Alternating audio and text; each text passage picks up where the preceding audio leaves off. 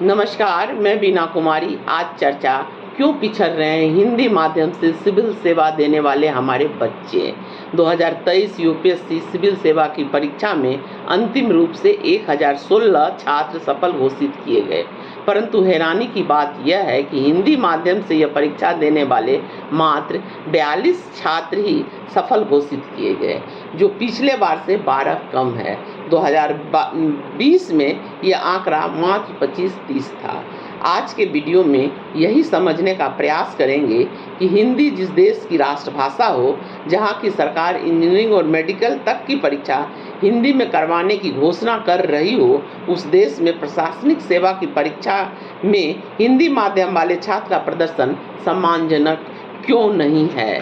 देश की सबसे प्रतिष्ठित परीक्षा, सवालों का विस्तृत दायरा और नियत समय में बेहतरीन जवाब देने की चुनौती, इनके बीच अगर आप सवालों का अर्थ ही ना निकाल सकें तो सालों की आपकी अनवरत पढ़ाई और आईएएस बनने का ख्वाब तार तार होने का आशंका बढ़ जाती है।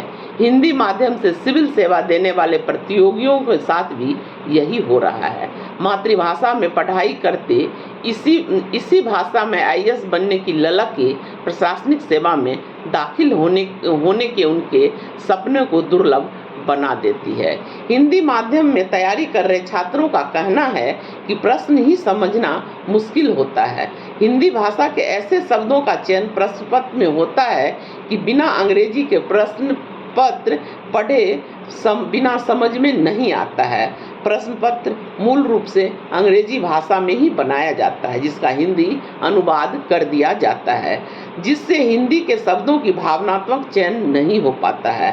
अमूमन सरकारी स्कूल और कॉलेजों की पढ़ाई हिंदी माध्यम में ही होती है, जबकि यूपीएससी में आईआईटी, एमबीए, मेडिकल और टॉप संस्थानों के छात्र भी आते हैं। जाहिर है, मुकाबला भी आसमान के स्तर का ही होता है।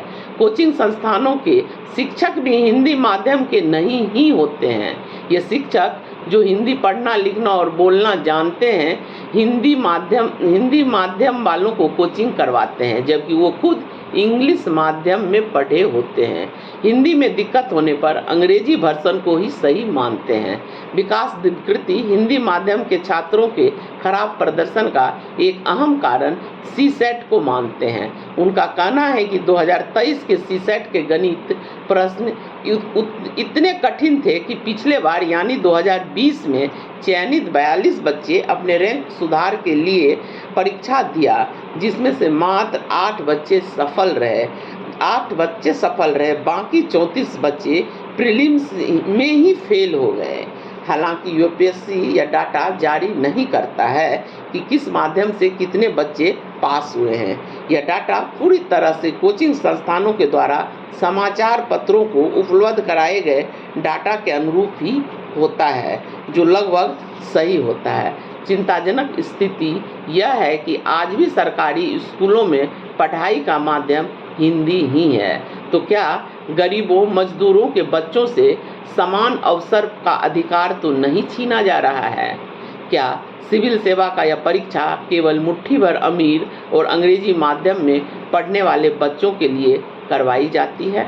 ये 42 बच्चे जो 2023 की सिविल सेवा में चयनित हुए हैं, उनकी प्रतिभा को लोहा मानना पड़ेगा। आखिर कितनी बाधाओं को, खासकर भाषाई बाधाओं को तोड़कर इन्होंने सफलता की गाथा लिखी है। बहुत बहुत बधाई हो बच्चों आपको। धन्यवाद।